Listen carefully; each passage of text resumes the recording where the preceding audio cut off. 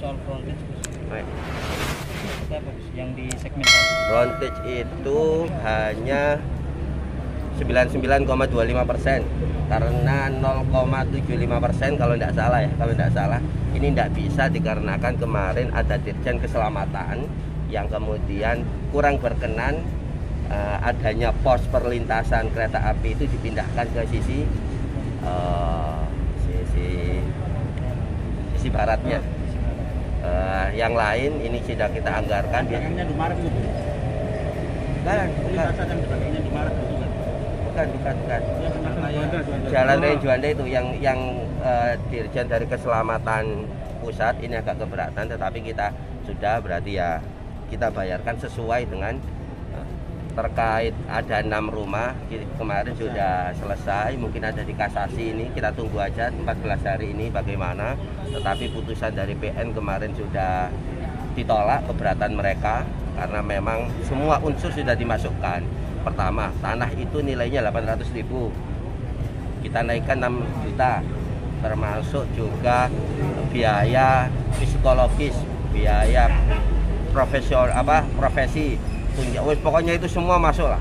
Nah itu macam-macam tergantung. Ketika dia profesi maka kurang lebih antara 13 sampai 20 juta per meter.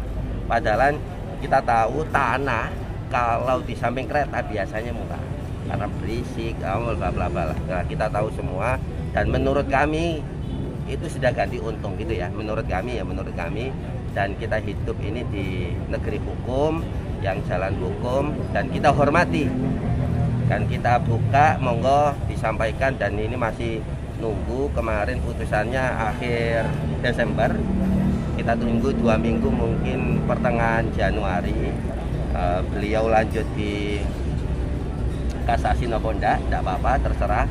Tetapi ketika di kasasi ada batas waktu 2 minggu, kurang lebih Februari akan sudah kelihatan hasilnya. Di samping itu kita sekarang sudah mulai juga menggeber untuk memberikan beberapa DP untuk daerah yang lain yang mau untuk dibebaskan. Target kami karena ini panjang di tahun 2022 dari Aloha sampai dengan Lingkar Timur ini bisa nyambung. Ini bisa nyambung itu aja. Nah, jadi ini nanti kita akan kumpulkan juga, anggarannya sudah kita anggarkan, tetapi anggarannya ini kita bagi memang. untuk tahun ini berapa Gus?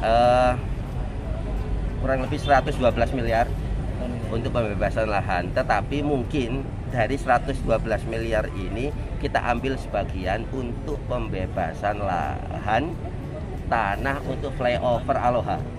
Nah, ini sudah ada di Perpres 80 tahun 2019. Tinggal karena memang ini kenapa kok kemudian nggak dieksekusi oleh pusat, kelemahannya adalah di pembebasan lahan, flyover Aloha, flyover Gedangan, frontage dan lain-lain ini tidak bisa dieksekusi dengan jalan itu nah nanti di barat jalan itu. Jadi flyover yang Aloha ini bentuknya kupu tarung nanti, jadi nggak ada rel, ini nggak kepake sudah, jadi perlintasan sebidangnya ketutup dan semuanya lewat atas. Ini sudah pakai, kemarin sih dari PUPR pusat mengirimkan presentasi oleh yang desain dari Korea. Sudah kami beri masukan agar disesuaikan karena itu kendaraan tempur juga datang lewat dan sebagainya, kemudian jarak dari pesawat yang lewat juga harus ditata sehingga keselamatan dari pesawat yang di atas, karena itu jalur pesawat ya, kami sudah sampaikan dan kemarin sudah final, tinggal kemudian ketika desainnya sudah selesai tinggal pembebasan lahan dan kemudian realisasi. Yang jadi masalah cuma satu, flyover ini Perpres 80 2019 itu batas waktunya 2024. Kalau kita lambat tidak jadi. Terus langkah untuk saat ini sudah fokus untuk biar ini. Terus di Perpres itu kan nggak ada yang jembatan flyover Gedangan.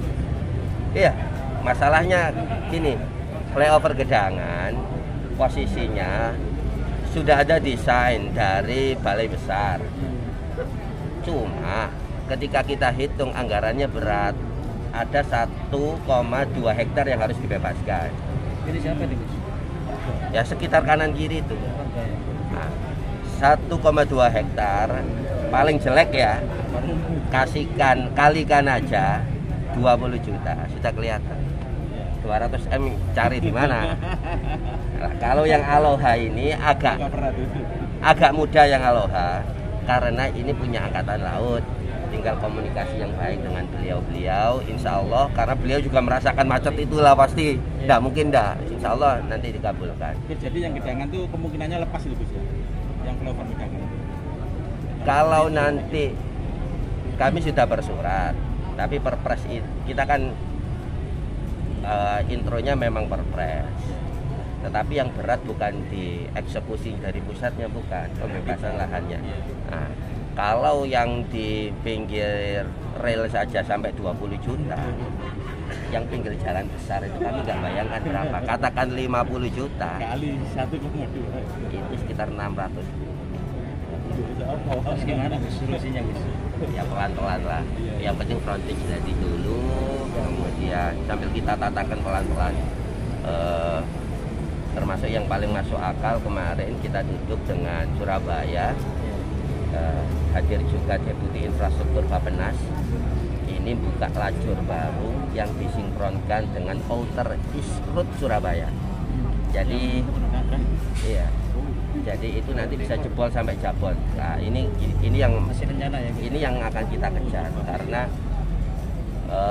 ada namanya Outer East Road, outernya Surabaya ini bisa sambung. Ketika jalur ini kepisah, saya yakin semua nggak bertumbuh di tengah, ini yang kita usahakan. Karena kalau dipaksa di tengah, ya, jujur kemampuan keuangan kita kurang untuk masalah pembebasannya. Kalau semurah-murah sih lah, pinter lah, 3 tahun. Nah,